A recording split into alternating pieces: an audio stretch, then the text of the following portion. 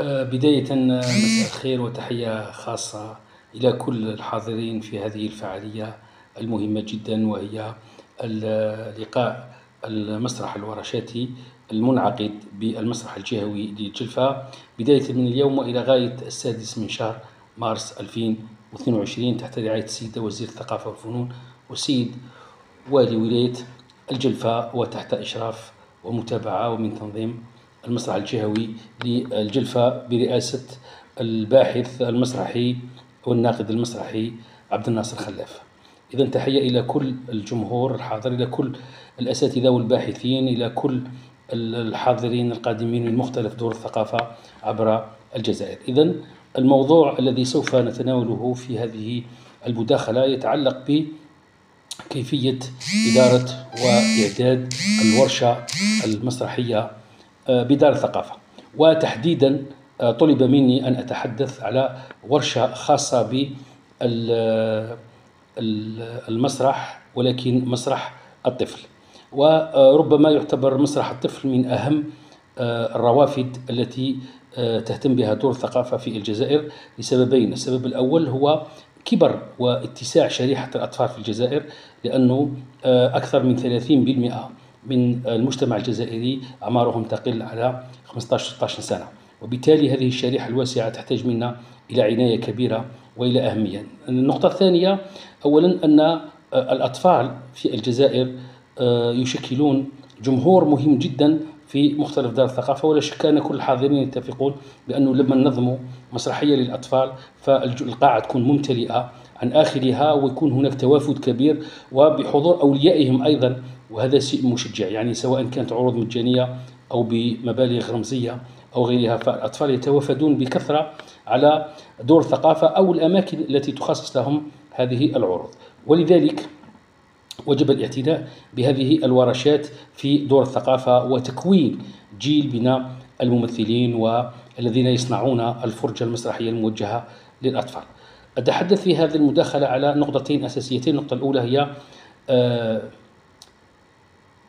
هذه الورشة المخصصة للأطفال. هناك 3 أنواع. كاين ورشة مسرح الطفل بالأطفال، وكاين ورشة مسرح الطفل بالكبار، وكاين ورشة مسرح الطفل المختلطة. ولكل واحدة من هذه الورشات إيجابيات وسلبيات. بالنسبة للورشة الخاصة بالأطفال الذين يتدربون لتقديم عرض مسرحي لنظرائهم الأطفال، فمن إيجابياتها أولا تعليم كل المهارات التي يكتنزها أبو الفنون، على رأسها القدرة على التواصل، القدرة على التعبير، القدرة على مواجهة الجمهور، فنون الإلقاء والأداء. ثم نقطة مهمة جدا وهي مساحة للترفيه ومساحة للعب.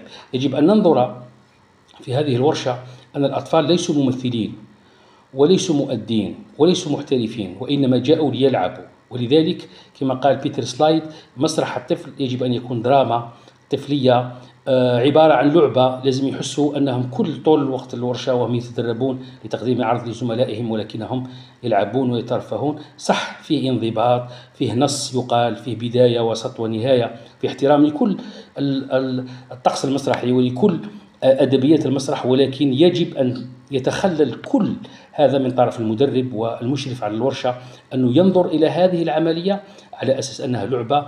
لا يجب أن يعنف الأطفال أن لما يخطئوا في العرض، ولا يجب أن يعلمهم وربما يدخل إلى أذهانهم فكرة الجوائز والمنافسات والذهاب إلى المهرجانات والبكاء لما الأطفال ما يدوش جوائز، لأنه هذا في الحقيقة من أكبر السلبيات التي نشاهدها في مهرجاناتنا المخصصة للأطفال، لما الأطفال يتحولوا إلى مساكن ضحايا يبكوا لما العرض نتاعهم ما يديش جائزة أو غير ذلك. من السلبيات ربما لهذه الورشة أنها في كثير من الأحيان تعيق التلميذ على أداء الدراسة نتاعو، ربما ولا المدرب على أنه يجمع هذا الفوج، لأنه ما عندهم إلا يوم الجمعة فقط أو يوم السبت، وكثير من الأولياء يخصوا هذه الأوقات للدعم المدرسي. وبالتالي في الحقيقة أولادنا ما عندهمش مساحة تاع اللعب، يراهم يقراوا، يراهم في دروس الدعم ويجريوا باش يديروا حصص إضافية باش يقراوا، ولكن أين هي مساحة اللعب؟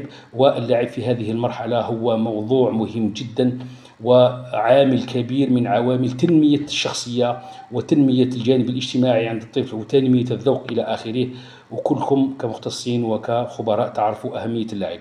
الورشة الثانية هي ورشة التي يقيمها الكبار للأطفال، وهذه مهمة جدا لأنه فيه محترفين عندهم وقت أكثر، عندهم قدرة على الانضباط أكثر، عندهم قدرة على الصمود أمام الحصص التدريبية الطويلة والتعب نتاعها والوقوف إلى آخره والاستماع إلى توجيهات المدرب إلى آخره. ولكن هذه الورشة في كثير من الأحيان لما نقدموا عروض للأطفال وإحنا كبار، كثير من الأحيان ربما لا نفهم خصوصية